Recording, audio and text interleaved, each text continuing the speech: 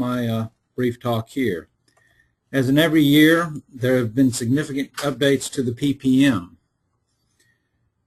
One of the big changes comes in the arena of design exceptions.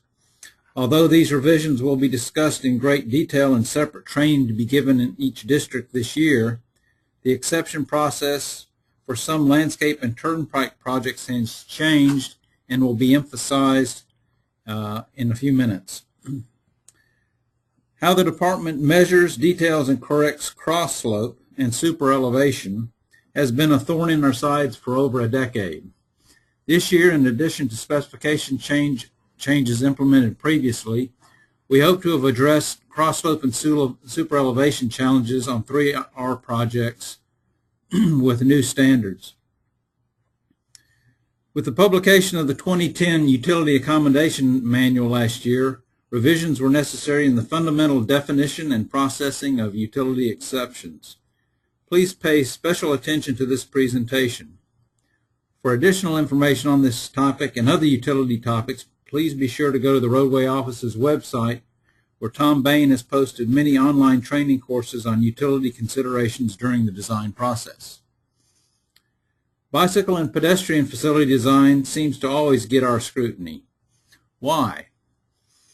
Because we have a very high crash rate for these users. There are internal and external stakeholders working continuously to improve the safety of these users on local and state roads, and Mary Ann Coos will be addressing some of the improvements that we have implemented in the design standards and plans preparation manual. Finally, today you'll see a presentation on general revisions to design standards that focus primarily on changes to the guardrail indices Series 400. I'll not steal John Mothner or Rebecca Hatton's thunder on this, as well as their review of enhancements to the website that we hope improve your navigation around it. Thank you for tuning in today. I'll now turn it over to Ben Jarrell, who heads up our team that produces the Plans Preparation Manual and the Florida Green Book. Ben replaced Rob Quigley, who is now serving as State Project Management Engineer. Ben comes to us with over 12 years of roadway design experience and is a graduate of the University of Florida. Ben Jarrell. Thank you, David.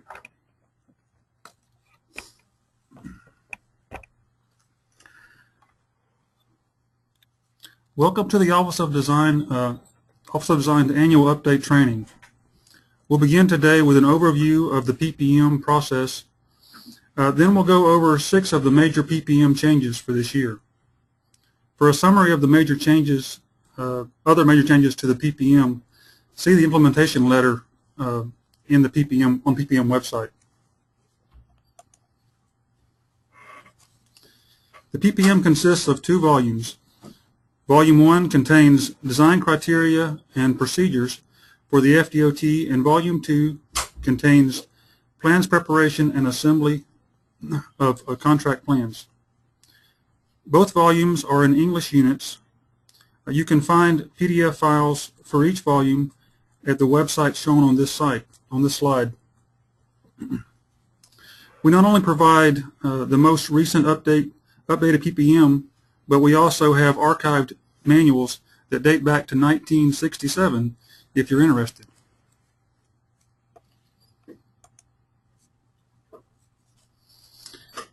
To ensure you receive a notification of all updates or revisions, please register at the website on this page.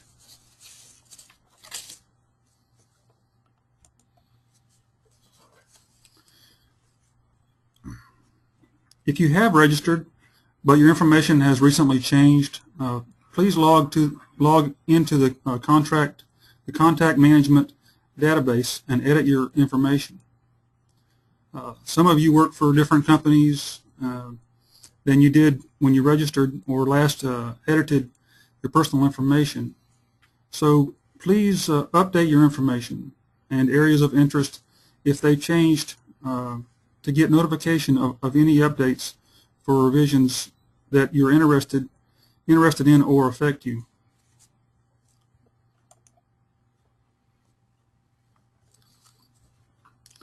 Updates to the Plans Preparation Manual are constantly in the works. Our team of senior design engineers represent each of the 7 districts and the Turnpike. They meet every month to work on proposed revisions to the manual. These proposed revisions are received throughout the year from various sources. We often receive draft language from departments such as structures, specifications and estimates, utilities, and planning. The draft language is reviewed at the senior design engineers meetings. Sometimes the draft language is changed several times before it is ready to be presented to the district design engineers. The district design engineers meet 4 times a year. When they meet in December, they review the PPM draft and comment on proposed language for adoption by the state engineers. Once the revisions are adopted, then the updated PPM can be prepared to be posted on the PPM website. And those of you who are registered can receive notification of the latest PPM update.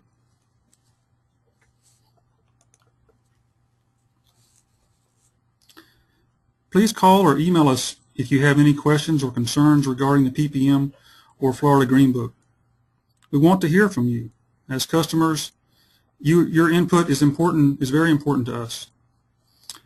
You can find our contact information on the Criterion Standards website.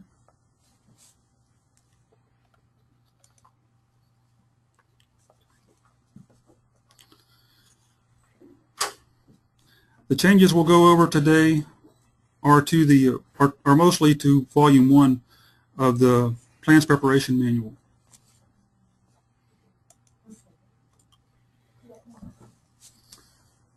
We'll cover 6 major topics: the SIS Design Speed, Roadside Slopes, Exceptions and Variations, Roadway Cross Slope, SuperElevation, Traffic Standard Cave Factors.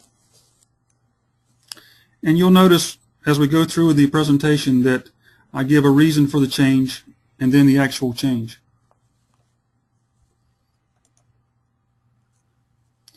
The first topic, SIS Design Speed.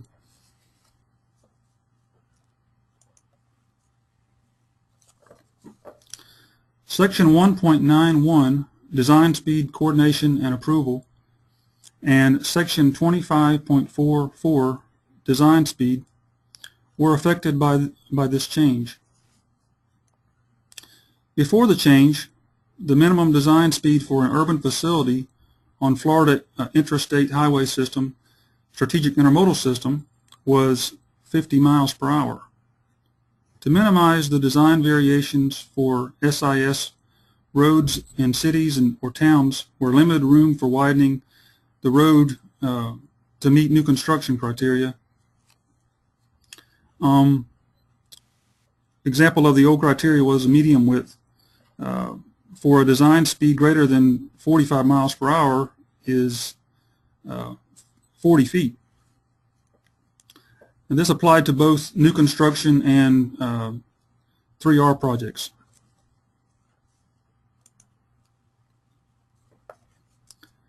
In Chapter 1, a note was added in Section 1.91 under Table 1.92, Minimum Design Speed, FIHS and SIS.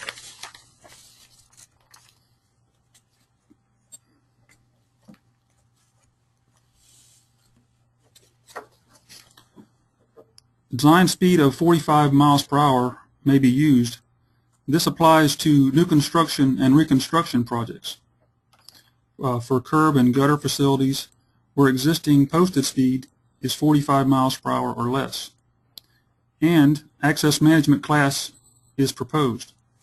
Access Management Class 3 is proposed.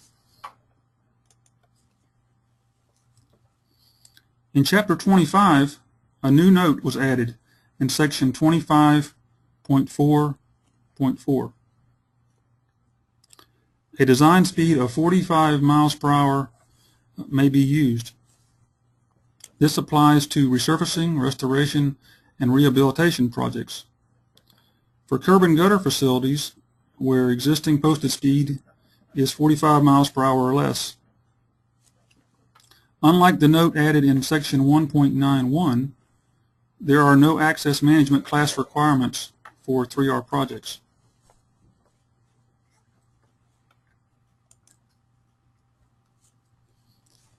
The next topic is roadside slopes.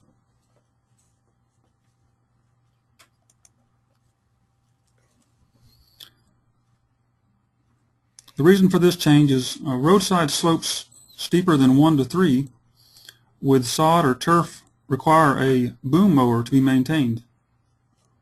Typical cutting reach for these mowers is limited to about 20 feet. So steep slopes more than 20 feet in height could not be properly maintained with a boom mower.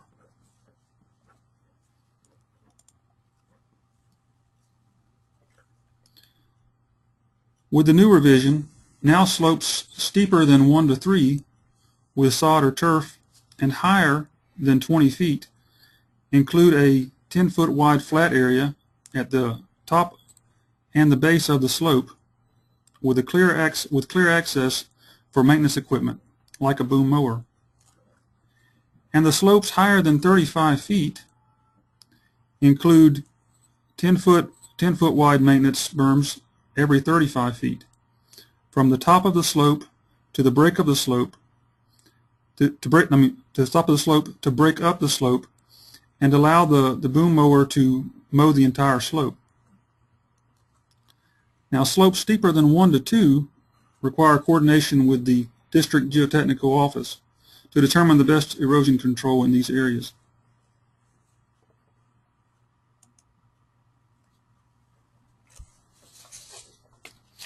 Our next topic, exceptions and variations. Several changes were made to this chapter, including the following topics.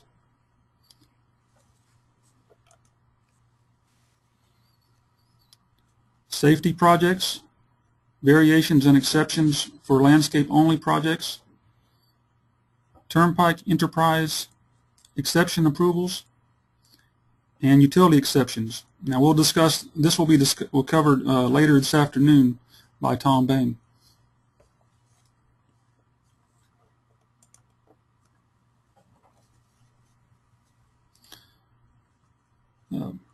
Safety projects.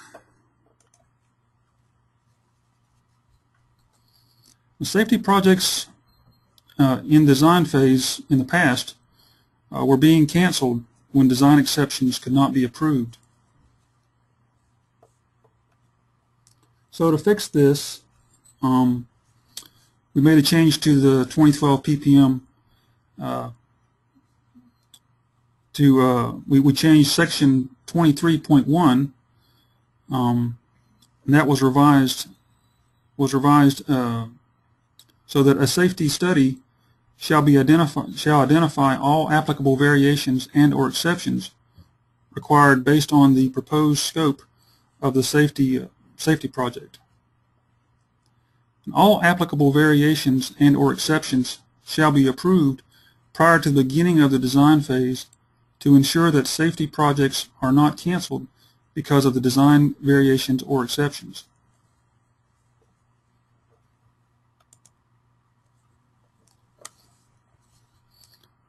Design variations and exceptions for landscape-only projects.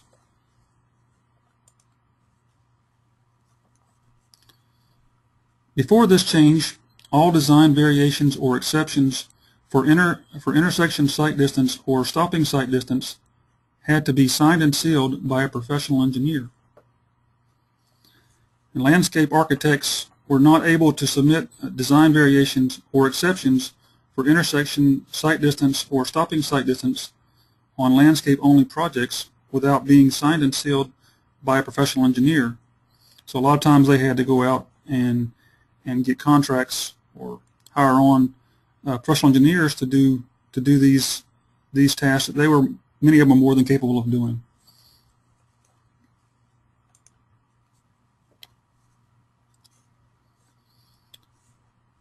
Section 23.1, variations and exceptions. On landscape-only projects, a landscape architect can now sign and seal intersection sight distance design variations. The design exceptions where intersection sight distance is less than stopping sight distance.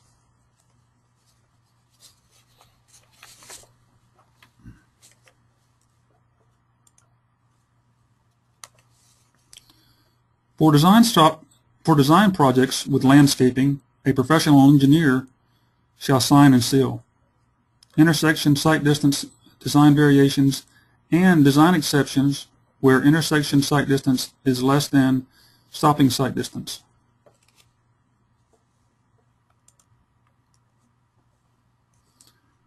Turnpike Enterprise Exception Approvals. The Go to the next slide. The FHWA delegates the authority to approve design exceptions for non-federal oversight projects to the state design engineers. FHWA will sign design exceptions and all official documents for federal funded projects. The Turnpike, being a state-funded facility, is not subject to the federal oversight. Therefore, management decided that the Turnpike should have the authority to approve its exceptions.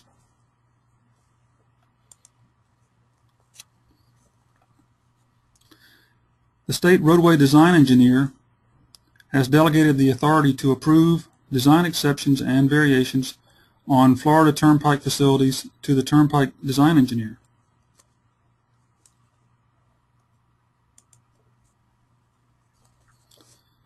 And the state structures design engineer has delegated the authority to approve design exceptions and variations for bridge width, horizontal clearance, and vertical clearance on Turnpike facilities to the Turnpike design engineer.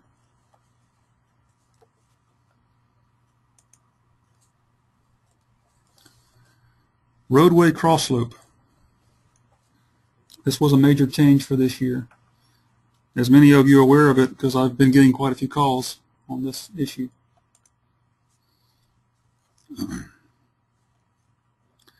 I almost forgot. I mentioned this earlier, and I didn't go over this, but there were changes related to utility exceptions. You go back to the utility exceptions in this chapter. Chapter 23, but those changes will be covered later this afternoon by Tom Bain, the state utilities engineer.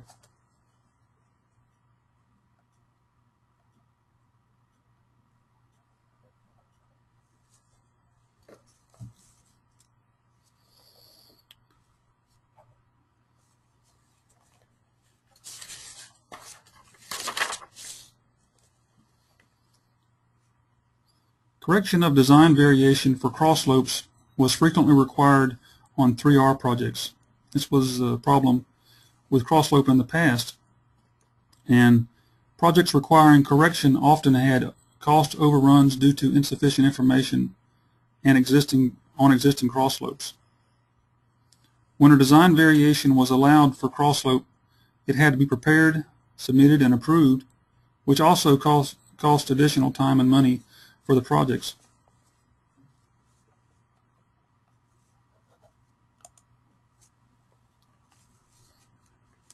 The existing pavement and shoulder must be field verified by one of the following with the new revision: a full digital terrain model or a vehicle mounted scanner.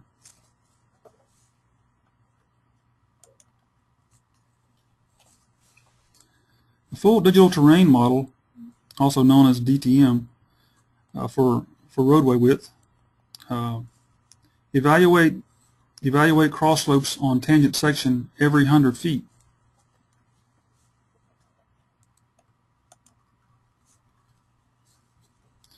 Vehicle mounted scanner.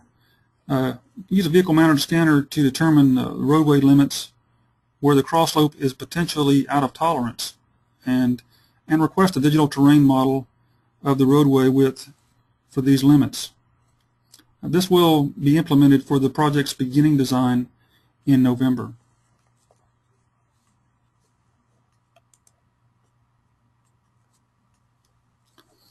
Right now, the Turnpike and District 5 use vehicle-mounted scanners like this one all the time.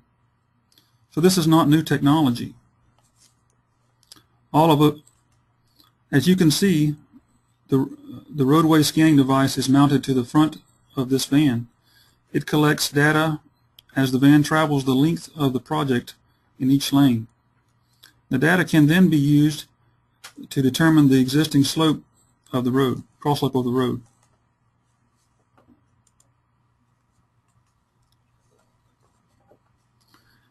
Cross slope correction.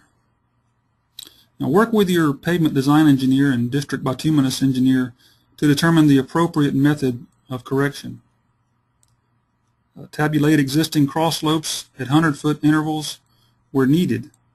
And you can see Volume 2, Chapter 6, exhibits Tip 9A to 9C for examples on this.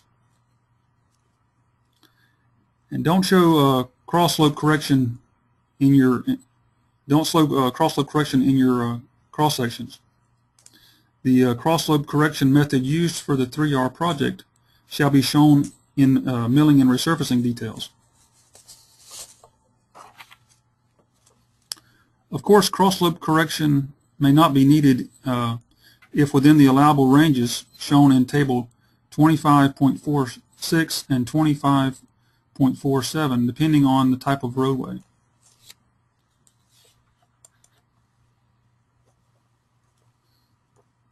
Table 25.46 roadway cross slopes was an existing table that was modified, changed a bit.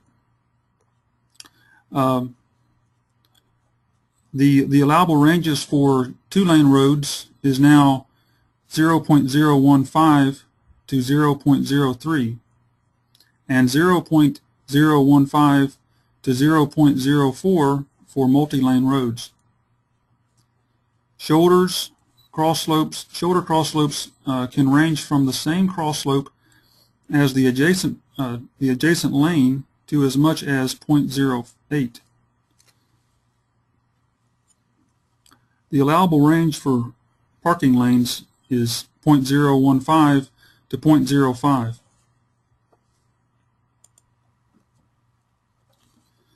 There are 4 new notes for Table 25.46. Multi-lane standard cross slope values shown as applicable for up to 2 lanes in one direction. In existing curb and gutter sections, outside lanes can have a maximum cross slope of 0.05. Maximum algebraic difference between adjacent through lanes shall not exceed 0.06. And parking spaces and access aisles dedicated to serving persons with disabilities shall have cross slopes no steeper than 0.02 in any direction.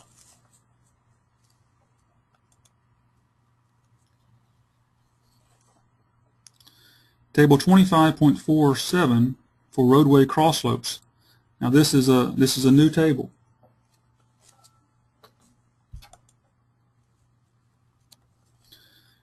Standard travel lanes, as seen in Figure 2.11 from Chapter 2, can have an allowable range of plus or minus 0.05.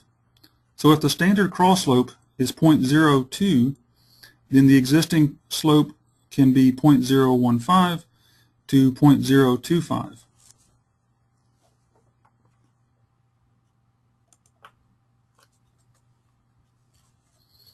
Now this is the new table in the PPM on page 25-21, and it provides the allowable range for standard travel lanes on 3R projects.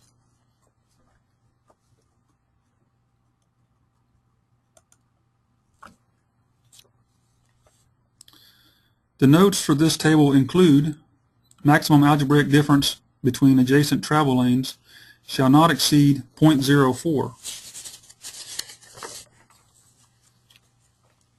An algebraic difference between a through lane and an auxiliary lane at a turning roadway, a terminal, shall meet Table 2.14. And paved shoulders are okay if they meet the values in table 2025.46, and the algebraic difference between the shoulder and the adjacent travel lane is 0.07 or less.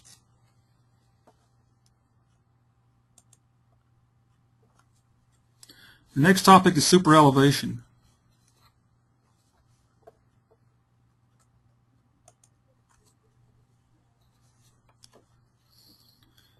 Before the 2012 update, section 25.47 stated that roadways and shoulders shall be provided in accordance with the Design Standards Index 510 for rural curves and Index 511 for urban curves. Existing SuperElevations were required to meet the same criteria as new construction projects.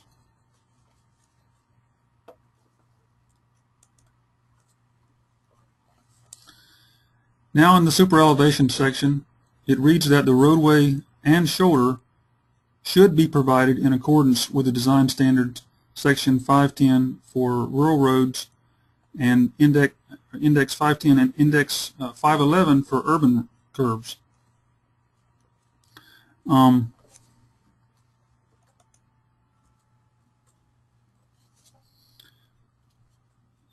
When existing SuperElevation does not meet the requirements in the design standards, a non-formal safety study shall be conducted to determine if SuperElevation is a primary contributing factor to crashes in the curve.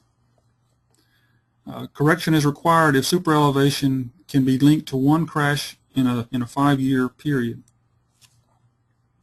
And that's very important to note, that one crash in a 5-year period.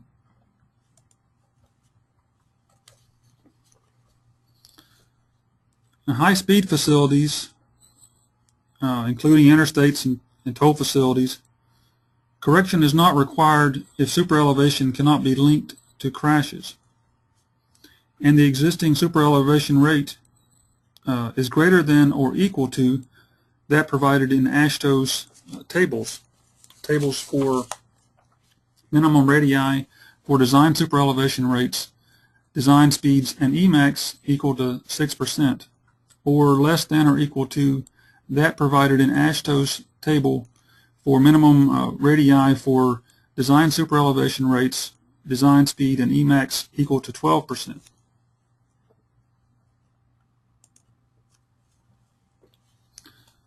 And when SuperElevation correction is required, details shall show the transition from the normal cross slope to SuperElevation.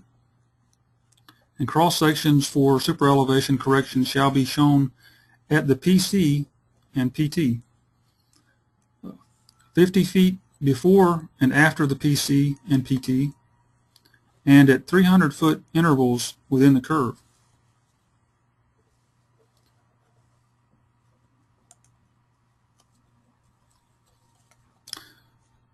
Our final topic, traffic standard K-factors.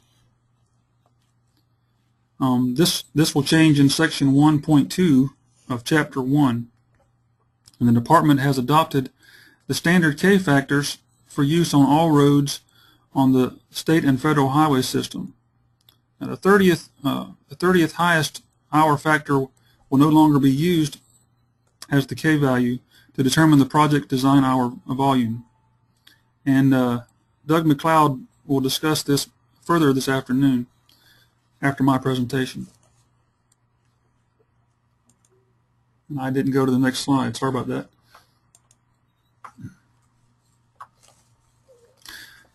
Finally, in summary, the SIS Design Speed on FIHS SIS facilities, a design speed of 45 miles per hour may be used.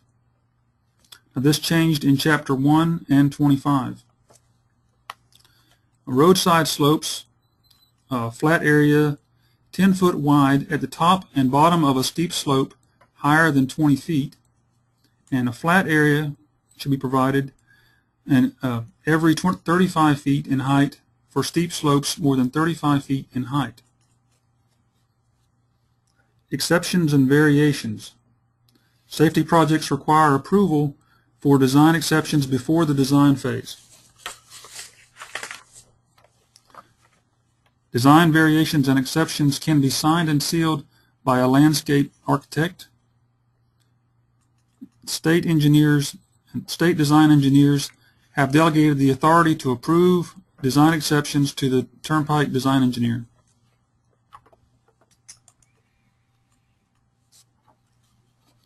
Now on roadway cross slopes, existing pavement and shoulder on 3R projects to be field verified by full DTM on the roadway or a vehicle-mounted scanner. Now, check existing cross slope against allowable ranges in Table 25.46 or Table 25.47. For SuperElevation, when existing SuperElevation does not meet standard, a safety study, a non-formal safety study, shall be conducted to determine if the SuperElevation is a primary contributing factor to crashes and curves. When SuperElevation is not linked to crashes and the existing SuperElevation rate is between AASHTO's minimum radii for design SuperElevation rates, design speed, and Emax 6% table, and the Emax 12% table, SuperElevation correction is not required. And that's important to remember between those two tables.